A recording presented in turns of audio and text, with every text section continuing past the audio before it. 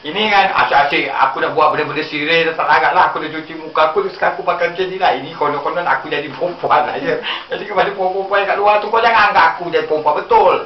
Aku saja gurau ya. Jadi kepada perempuan yang mana nak buat ni yang menghadapi kulit yang kusam ataupun ada tanda-tanda dan macam-macam, insya-Allah dapat membantu anda. Dan sekarang ni saya nak kenalkan santri. Ini santri yang kalau saya pergi spa, saya mesti gunakan produk saya, dia yang akan buat. Dia ataupun ni orangnya yang boleh layak usik tubuh badan aku. Dan dia tahu rahsia aku. Kan? Kalau Linda ni pattern lain tak dia. Dia gelak. Abang Pian, nak scrub kat tepi ni. Tepi ni, aku cakap tak nak, kau jangan usik tepi-tepi scrub aku. Yang ini pula tak habis-habis. Abang Pian, scrub lah. Sekarang ni aku nak suruh scrub. Susah juga jadi perempuan punya ya. Okey santri. Kau nak main santri? Dia nak kepala. Kepala ya. Alah. Kau yang takut aku lah. Alah. Aku ni melata, lepas tu pula puki mak dia.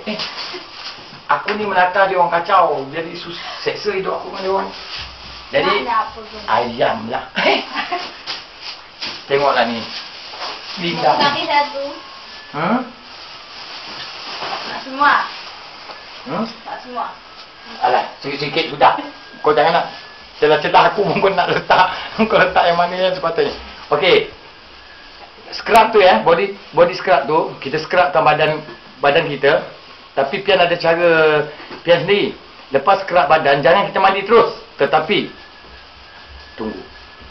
Lepas habis ni kita masuk sauna. Kenapa kita masuk sauna?